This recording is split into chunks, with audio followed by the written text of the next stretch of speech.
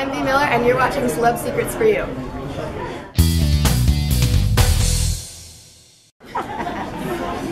Okay, this one's for B. What's the craziest thing a fan's ever done, like, to you? Okay, one time I got mugged in my hometown, so that was really fun.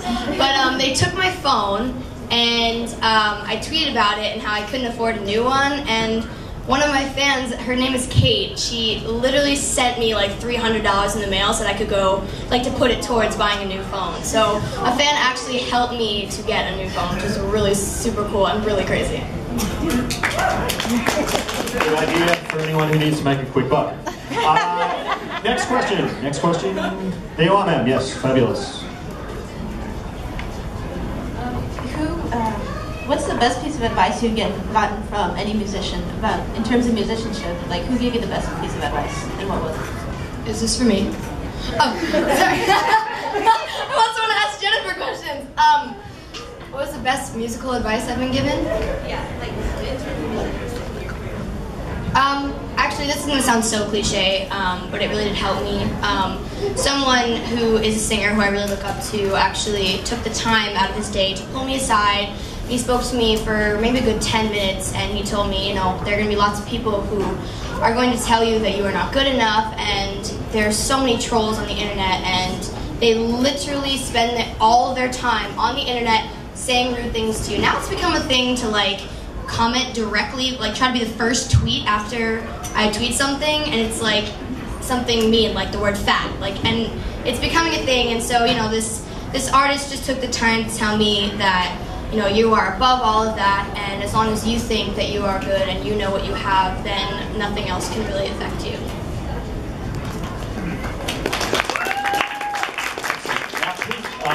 Guys, don't be afraid to speak into the mic. Literally everybody, including these ladies, I'm sure, hates the sound of their own voice on the microphone, so don't be afraid. There we are, man. What? I just want to say I love you so much, and I'm your biggest fan. That was my friend's mom, so. Not a question, but we'll take it. Thank you.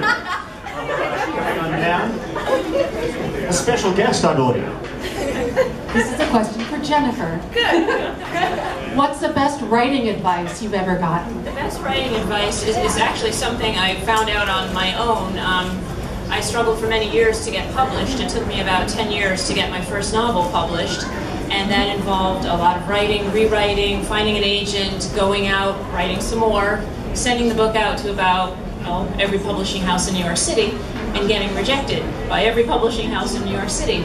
And I realized as I was going through this process that nobody could guarantee that I was ever going to get published, but only one person could guarantee that I would not, and that was me, if I stopped. If I stopped believing in myself, if I stopped working, if I stopped trying. So my advice is never, never, never give up. Keep going and really believe in yourself and your talent.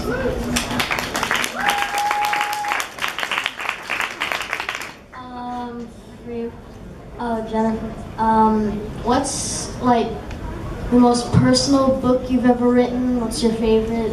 Wow, it's hard because it's kind of like asking somebody who's your favorite child if they have a lot of children. You know, you love them all, they have different personalities, and you love them for different reasons. I'd say, going back to the whole idea of ghosts kind of taking pieces of your heart, it would be Revolution. Both the musician in that, Andy, and the young actress, Alex, really took pieces of my heart, and that was very personal for me. This is a question for B. What inspired you to be a musician? Oh, there you are. I just like the idea of personal expression, being able to actually not be as personal as you thought it was, and be able to relate to a lot of people. Because, you know, there are a lot of things that I can, you know, make a song about that I think I'm the only person who feels a certain way. And in reality, there are all these people who listen to that song and they think, wow, this girl gets me, I'm just like her. And I think that it's really interesting because music kind of makes you feel like you're less alone, because there's so many people who like the same songs that you do because of the lyrics and because they feel that.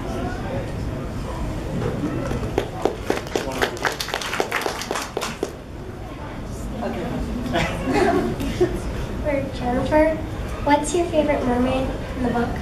My favorite moment? Mermaid. Mermaid. Probably Astrid. Disney has a quiz available. I don't think they brought it tonight, but it's going to be out in magazines soon, sort of which mermaid are you the most like? And I found out I'm like Astrid, and she's the most obnoxious, trouble-making mermaid of the whole crew.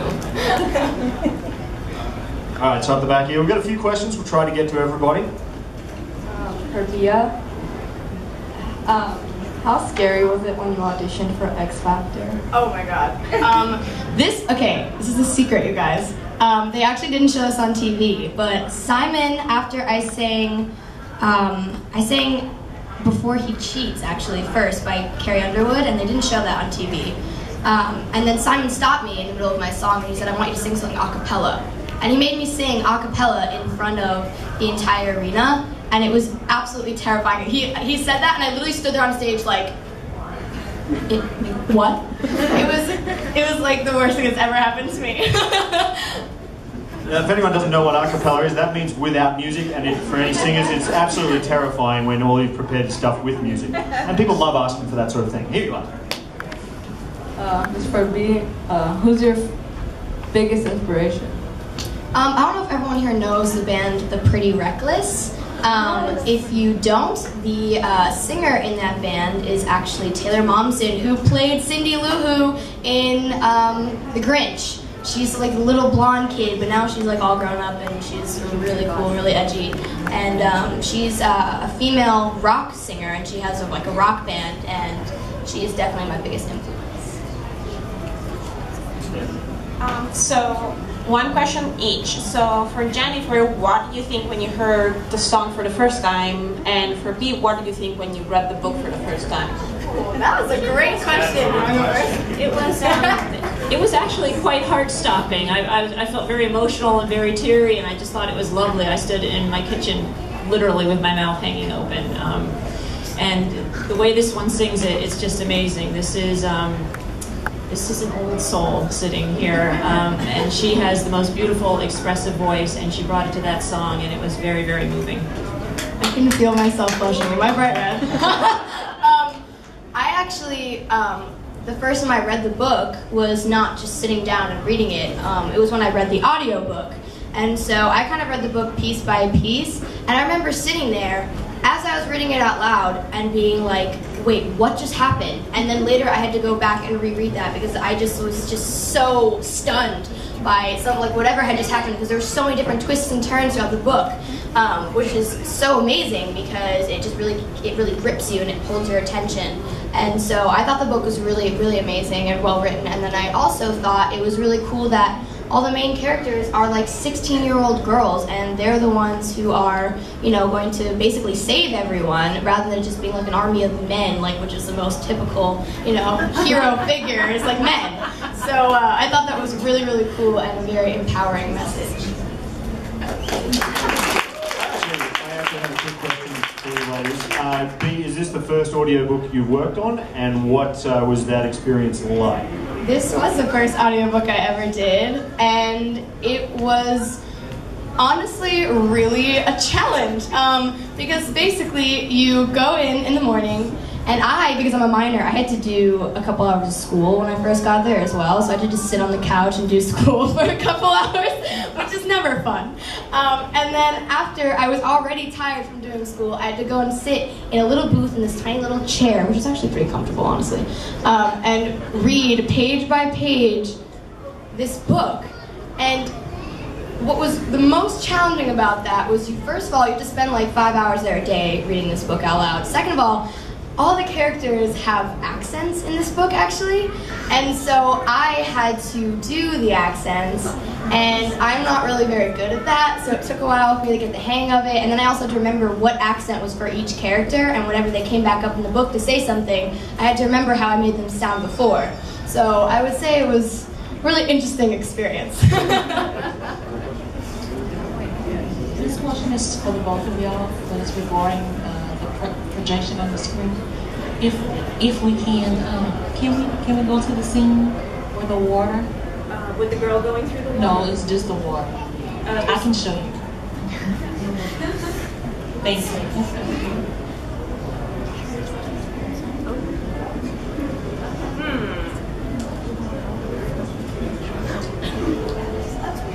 very weird. Was it the sea, the sort of picture of the sea, or the sea? It was very nice. I was just wondering, have y'all ever been me? To that particular scene, no, but to scenes like it, yes. Oh, I'm sorry. I think the question was, if you guys remember the shot of the ocean looking very dark and stormy, had I ever been to that particular place? But I hadn't. Oh, that's playing now. I had not. But I have been to places like it. I have a question for Bea. Have you ever had stage fright in your life? And if so, how did you overcome it? I don't think there's a singer in all of history that doesn't get stage fright, honestly. But for me, stage fright is kind of right before I go on. I start to feel like there is a frog jumping around in my stomach. And then as soon as I get up on stage, maybe after like the first couple lines of my first song, I'm like, oh, I know how to do this. Like, why was I even freaking out about it? What was the second part of that question? I feel like there was a second part. Oh, yeah, sorry. Honestly, there is no way for me to get over it. Like, as much as I mentally tell myself, everything's gonna be fine, Bea, you know what you're supposed to be doing, you hit all the notes this morning in your rehearsal, everything's fine. I honestly can't stop feeling nervous until I start singing. So I don't know if every other singer has a different feeling about that and how to deal with it, but mine is just like realize that there's no way to avoid it and that I'm gonna be fine in the end. Okay, my question's for Bea. First of all, I want to say I love your shoes. And second, who's your celebrity crush? Oh god. You all are gonna laugh at me. Luke from 5SOS. Yes! Yes! Oh my god! Oh my god!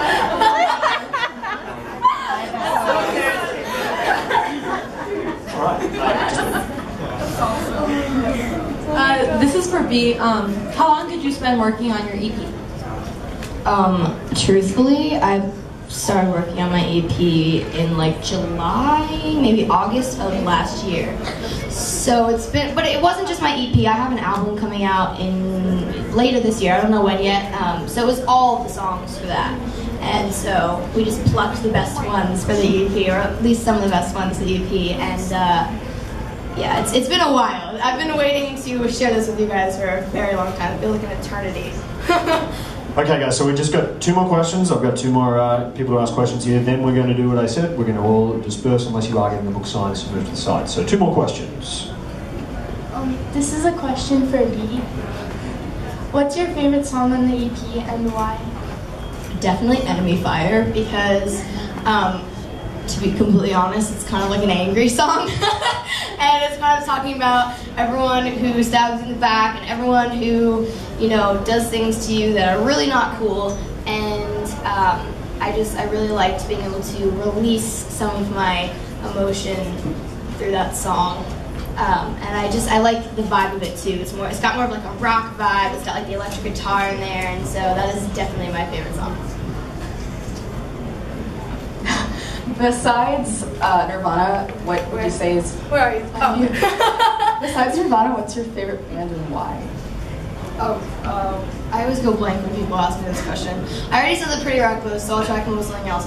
I really love Led Zeppelin, because first of all, Stairway to Heaven is just iconic. Like, that's just one of the greatest songs ever to be written. But also, what I really like about them is no matter what song it is, like within the first couple seconds, you can always tell it's them because of the way, it's almost like the way the band plays, and I don't know how to describe that to people who maybe aren't musical. The same thing goes for Red Hot Chili Peppers. I always can tell in the first couple seconds of the song, just by the way the band plays, that it's the Red Hot Chili Peppers. So I really love bands that can do that.